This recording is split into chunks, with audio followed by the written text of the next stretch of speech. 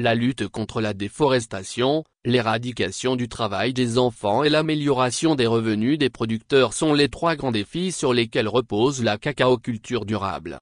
La commercialisation de la récolte de la campagne principale 2024-2025 a démarré le 1er octobre 2024. Pour cette campagne, les prix annoncés sont 1800 FECFA le kg de cacao et 1500 FECFA pour le kg de café. Depuis la réforme de la filière café-cacao en 2012, ce sont 22 000 milliards de FECFA qui ont été distribués aux producteurs. Au-delà des prix qui vont certainement améliorer les conditions de vie des producteurs, premiers acteurs de la filière café-cacao, la Côte d'Ivoire déploie de nombreuses initiatives pour faire de son cacao une spéculation durable. Un cacao avec zéro déforestation, avec zéro travail des enfants. La lutte contre la déforestation, le travail des enfants et pour l'amélioration des revenus sont les trois défis majeurs de la résilience de la filière. Et pour y parvenir, le pays s'est doté d'une stratégie nationale de cacao durable et d'une politique nationale pour le cacao durable. Au nombre des initiatives, le gouvernement a adopté le 13 septembre 2023 un décret instituant un système national de traçabilité du café et cacao.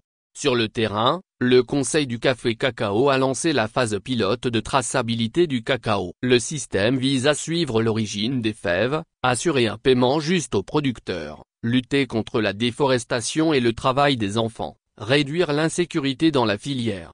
À en croire le ministre d'État, ministre de l'Agriculture, du Développement rural et des productions vivrières, Kobenankou Assi-Adjmani, la carte du producteur représente le premier jalon de l'implémentation du système de traçabilité unifié du café et du cacao de Côte d'Ivoire puisqu'elle permet, notamment, d'identifier le produit et de retracer son parcours du bord-champ, jusqu'à sa destination finale. Chose qui constitue une innovation et une évolution majeure pour la filière café-cacao. La distribution des cartes intervient après l'opération de recensement des producteurs de café-cacao et de leurs vergers, RPCCV, sur l'ensemble des zones de production de café et cacao. Cette opération a été lancée le lundi 15 avril 2019 et a permis d'identifier environ 1 million de producteurs, dont 8% de femmes, et 2 millions d'hectares de plantations. Selon les données du Conseil du café-cacao, environ 807 000 cartes ont été distribuées sur 950 000 cartes produites. La carte du producteur de café-cacao offre plusieurs innovations. Elle favorise la traçabilité de la production, indispensable à la durabilité de la filière et la sécurisation des transactions commerciales sur le cacao et le café. Pour de nombreux producteurs,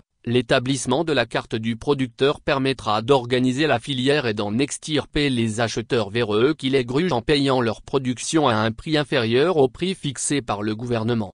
Engagé pour l'amélioration des conditions de vie des producteurs, le gouvernement a décidé que les détenteurs de cette carte ainsi que leurs familles bénéficient gratuitement de la couverture maladie universelle, CMU. Pour cette assurance santé, le Conseil café-cacao déboursera 1 milliard de FECFA par mois. La durabilité de la filière prend aussi en compte et encourage des pratiques plus respectueuses de l'environnement comme l'agroécologie ou l'agroforesterie. C'est dans cette dynamique que la Côte d'Ivoire et le Ghana ont adopté la norme AR1000. Et sur cette base, le gouvernement ivoirien a adopté un décret réglementant la mise en œuvre de la norme africaine AR1000 cacao durable. En Côte d'Ivoire, on estime que le cacao est à l'origine de 37,4% de la déforestation. Pour restaurer et préserver la forêt, le Conseil du café-cacao a lancé en 2021 un programme qui a permis de distribuer plus de 8,5 millions de plants aux producteurs.